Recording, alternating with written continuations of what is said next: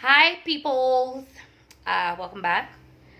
Uh, so, there's something I've been wanting to address a lot. As some of y'all might know, most of y'all might know, I am a psychologist. And love that little me family want to know whatever. But anyway, my point is, I really wanted to talk about um, this about okay, my friends and I have been having these conversations, and every time we start it gets super heated, and I would like for you all to join us because I want us to go live and I want to hear your guys' opinion on this situation. As you know, right now the rate of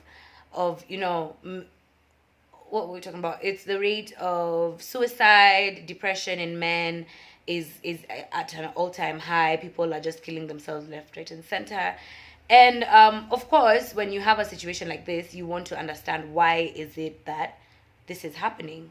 Now, my opinion, based on maybe the little bit of education that I have in my background and just being wanting to know more, I think that the reason why suicide rates in men and depression in men is at an all-time high is because of like the social construct of masculinity, right? A man, according to, especially in African culture, a man is not expected to show any type of emotions. And if he shows any type of emotions, he's labeled as a sissy, blah blah blah, he's effeminate. There's so many words out there, right? And I think it starts all the way from childhood, because if even a child, when a boy is at the age where he knows he's a boy and he's maybe playing out there and he fell and he hurt his knee, he grazed his knee. And when he's crying, his parents will tell him, "Don't cry, boys don't cry. You're being a sissy."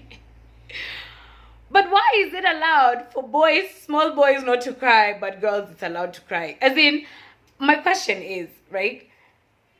People have emotions. I think when God was creating us, there's specific things he put there for a reason, like emotions, right? Men feel emotions. Men get brokenhearted. Men get hurt. Men feel a lot of things, but society does not allow men to express themselves.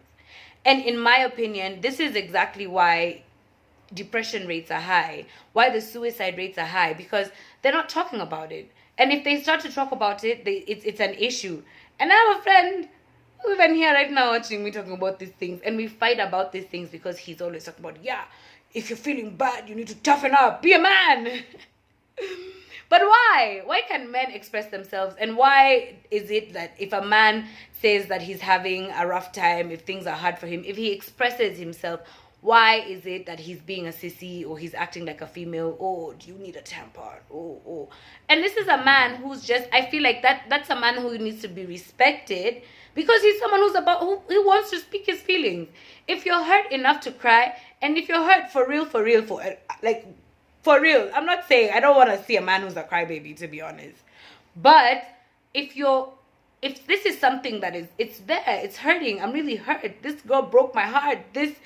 I'm frustrated because I don't have a job. I can't provide for my family. I can't. Men need to be able to say that. But why is it that when they try to express themselves, it becomes an issue? Oh, you should talk to your boys about it. You should talk to other men about it. How are you going to talk to other men when men don't know how to express themselves because that's the way society has put it? Hey, clearly I'm very passionate about this conversation. So I would like you guys to join this conversation, and we are going to go live.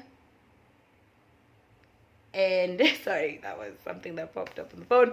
We're going to go live and we're going to talk about this, and I hope that you're ready because it's moro. I'm a girl's guy. Girl's guy or girls girl?